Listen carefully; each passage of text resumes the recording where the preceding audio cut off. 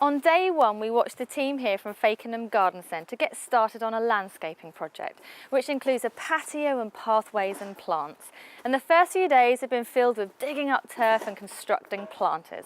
And thankfully, the sun is shining for us today, so I'm back on site to see how things are progressing.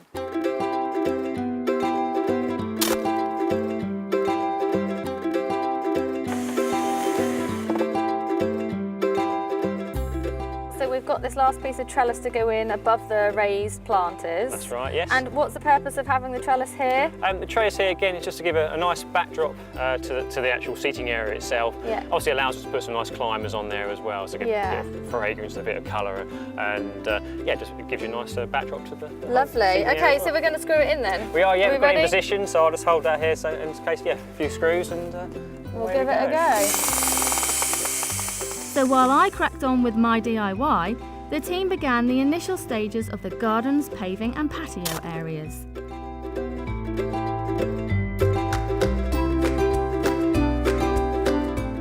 Dean is here expertly laying the patio. Yes, indeed, yeah. Can you tell us, Michael, a bit about what we would have to do to lay a patio in our gardens?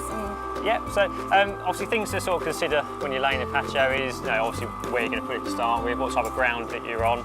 As you can see, we always lay our paving on a hardcore base, it's a nice firm surface, and it's not going to move over time because sometimes you go to people's gardens and the paving's all up and down, purely because the subbase isn't adequate enough to take it. Also enables you to level it out nice and easily rather than having the dot and dab system. Which is, and it'll be really secure. Exactly, yes, exactly, and it won't go anywhere. And the other thing to consider is also the fall of it, as in which way it's sloped. You need to make sure the water's running away from any buildings or any sleepers, for example, like where we're sitting now. So again, it's getting the levels right so that it's practical and it won't hold water when it does rain. With the garden now really taking shape, Michael whisked us away to see a few other projects that he and his team have tackled here on Norfolk's coastline.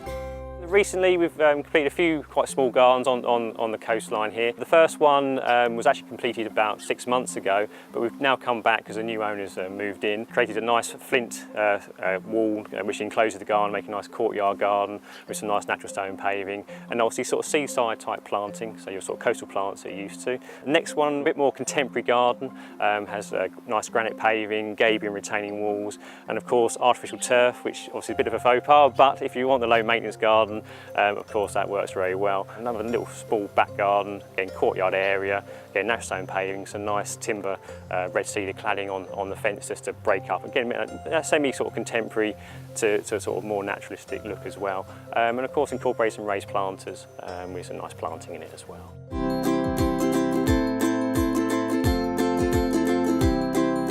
So we're part way through the week, Michael. Yep. What are the team cracking on with today?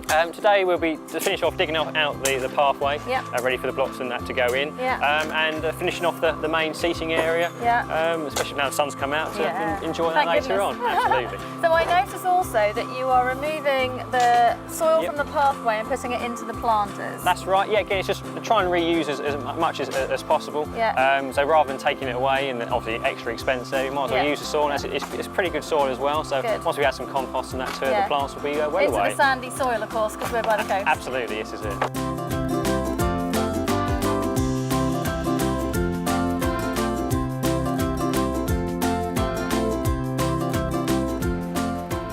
Well, from my second visit, it's already clear to see the team are moving on in leaps and bounds. And whilst we're only part way through the week, we can already see how a garden can be transformed. And I'll be back in another few days when the project will be nearing completion, and I can't wait to see it.